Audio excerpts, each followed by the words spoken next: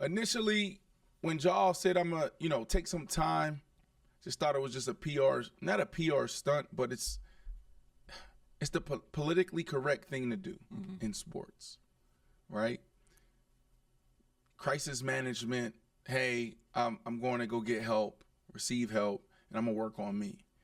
And originally it was, 2 games potentially? Yeah. Those 2 games turned into, hey, no timetable, indefinite, right? And now it's turned into, hey, I'm leaving the team, my city, my home, flying to Florida, and I'm checking myself in some type of program, whether it's inpatient, outpatient, I don't know. Hell, none of us knows what Ja Morant is dealing with, right? But what I love about this situation is if it was truly a PR crisis management moment for him and the Grizzlies and the NBA, which it still is, because we're talking about a guy that was supposed to be the face of the NBA, not just a franchise. Right. Everything was working that way. Face, one of the faces of Nike, face of Powerade. Brand hasn't invested this amount of money in a campaign in over 30-something years. Yeah.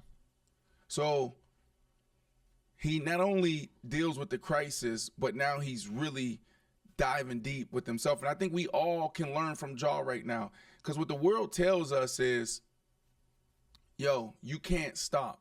How the hell can you take a day off? Right.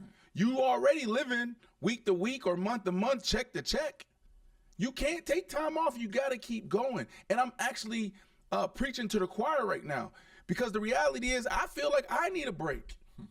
If I would give me 3 months. I really need 3 months, and I know this, and I've been knowing this for 2 years. I need 3 months, just a reset. Just retired from ball just 4 years ago. Well, that's a long time, but it's going by fast. Yeah. Almost 4 years ago. Right. And I jumped right into business. You got to think that level that you got to be in every single day to perform at the highest level in a $16 billion industry. It's a lot. It's toxic. And some of us don't take that time to reset like a Tom Brady. Tom Brady got $30-something million waiting on him, Corey. Yeah. $30-something million to go to Fox, to just call a game once a week. And it's really, you're taking, you got to continue to watch film throughout the week, but you're traveling on a Friday. You do a production meeting on a Saturday, and then you call a game on a Sunday. And that's only 24, 26 weeks out of the year? And he said, you know what? I'm going to take a year. That was the best thing Tom Brady could have done. Yeah. So I'm saying all that to say this. Sometimes we all need to take a beat, right?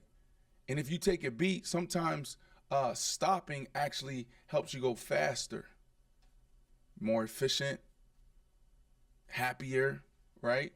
So what you could potentially see, Ja Morant coming out of this program, you could probably see not only a better person, but you probably see even a better professional, because there's talks, Ja Morant and the team traveling, going out, people are concerned, we're distracted.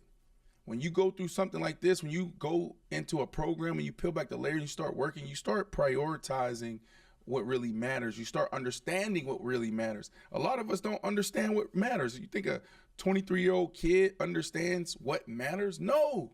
How's he going to know? He's been a superstar his whole life. He's been on go his whole life. He made it. Yeah. And you're at the strip club. Look, to each his own.